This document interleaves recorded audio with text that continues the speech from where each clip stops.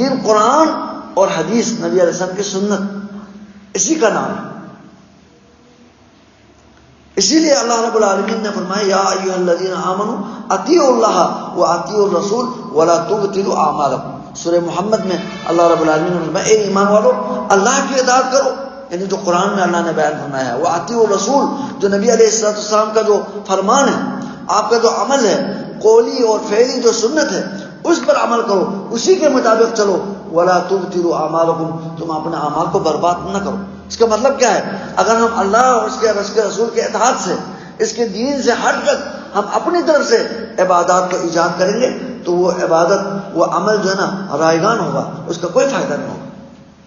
بلکہ اللہ رب العالمین نے سورہ حجرات کے جو پہلی آیت کے اندر اللہ رب العالمین نے فرمایا یا ایھا الذین آمنوا، اے ایمان والو لا تقدموا بین یدی اللہ ورسولہ، تم اللہ اور اس کے رسول سے آگے نہ بڑھو۔ یعنی کوئی عمل اللہ کے نبی صلی اللہ علیہ وسلم نے نہیں کیا، کوئی خاص ایک طریقے کے ساتھ نہیں کیا، اور ہم جو ہے نا اس کو سمجھیں کہ یہ بھی دین ہے، یہ بھی اچھا عمل ہے، ہم اپنے رائے سے، اپنے گمان سے اس کو جو ہے نا کوئی عمل سمجھیں، عبادت سمجھیں اور ہم یہ عمل کریں، کیا اس کے جواز ہے؟ فرمایا لا تقدموا، آگے نہ جاؤ، آگے نہ بڑھو۔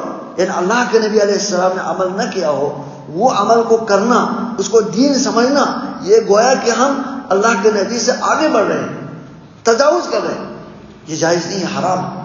یہ تو سنت یا آپ علیہ السلام کے تو پھر بعثت کا مقصد کیا ہوا؟ آپ علیہ السلام کیوں تشریف لائے؟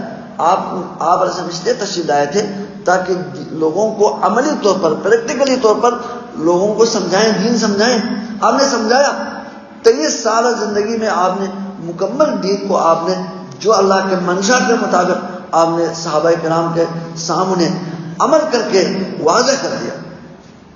پھر اس دین کے بعد، اس دین کے حوالے سے اللہ نے یہ بھی فرمایا کہ مکمل ہوا۔ اب اس کے بعد کا جو اضافہ ہے وہ بالکل اس شریعت میں اس کی گنجائش نہیں۔ لا تقدموا بین یدی اللہ ورسول، اللہ اور اس کے رسول سے آگے نہ بڑھو، زیادہ عمل نہ کرو۔